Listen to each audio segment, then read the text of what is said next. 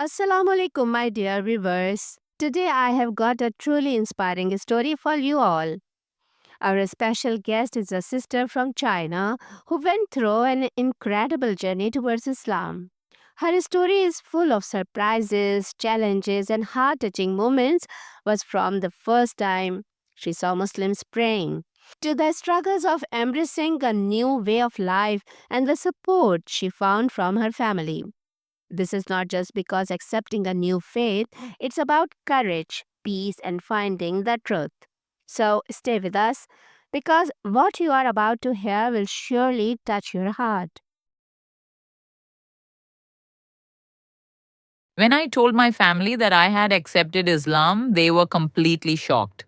They just stared at me and said, "Why? Wait a minute. What are you saying? How can you be a Muslim? You're 100% Chinese. You're not a Malay. So how can you become Muslim?"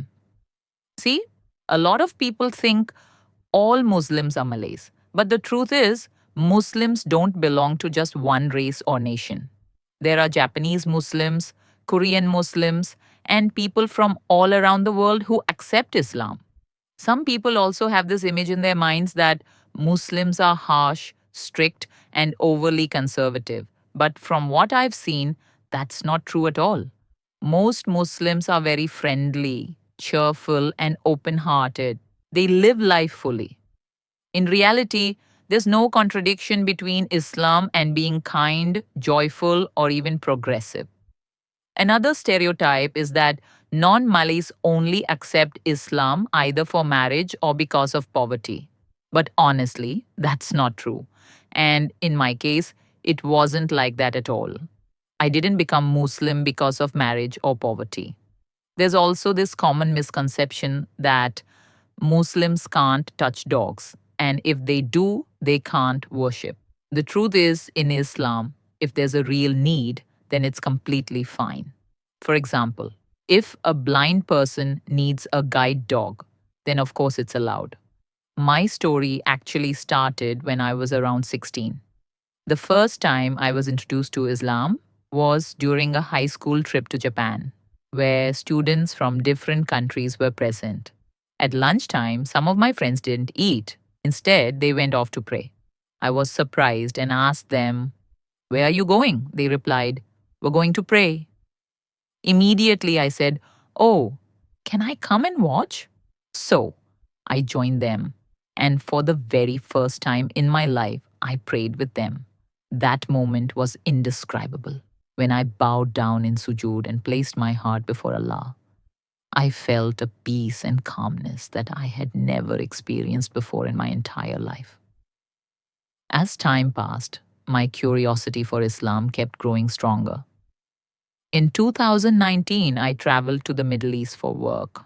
Now, the media always shows us that the Middle East is full of war and conflict. But when I actually went there, I was amazed. The people were not as conservative as I had thought. In fact, they were super friendly and always willing to help. Since I was Chinese, I felt a very strong calling from Allah in my heart. It was as if Allah Himself was inviting me to come closer to Him. I started learning more about this religion, and deep inside, my heart testified that this was my own personal decision, not because of pressure, not because of force. I realized Islam was the light opening the door in front of me. When I came back, the very first thing I thought about was, what does it really mean to live like a Muslim? What changes would actually happen in my life? How would this journey look? I truly wanted to accept Islam, but I still took 1 full year to research and prepare myself. I kept asking myself questions like, after I become Muslim, how will my life change? How will I handle things like halal food, giving up certain habits, or wearing the hijab? After that 1 year of homework, I was completely ready. I knew how I would live in this society as a Muslim. After accepting Islam, many things changed in my life. I stopped eating pork, I stopped drinking alcohol, I started praying 5 times a day, and I even began trying to learn Arabic. At first, I thought all of this would be very hard. But honestly, Alhamdulillah, it turned out to be much easier than I expected. Instead of difficulty, I found peace and balance entering my life. Now, I wake up early for Fajr prayer even when I'm tired. Whenever I go shopping or do other things, I make sure to keep prayer times in mind. My clothing changed, my habits changed, and the biggest change was that I quit smoking. Islam changed me from the inside out. My heart became content all the time, and my mind started to feel a fresh kind of clarity. The greatest blessing for me was that my family actually supported me. My mother would say, no matter what religion it is, if it's true and if it brings you towards good deeds, then I will support you. In my home, everyone followed different beliefs. My mom was more inclined towards Taoism and Buddhism. My brother was Catholic, and I myself had been studying Confucian teachings. But despite that, we all lived in the same house and respected each other. One big sacrifice my family made for me was that they stopped keeping pork in the house altogether. They didn't have to do that. They could have cooked it separately for themselves, but out of respect for my faith, they completely gave it up. That meant a lot to me. After becoming Muslim, I started learning Arabic so I could understand the Quran better. The Quran is preserved in its original Arabic language, even after all these centuries. I want to read it directly, in its own words, so I can feel the wisdom more deeply.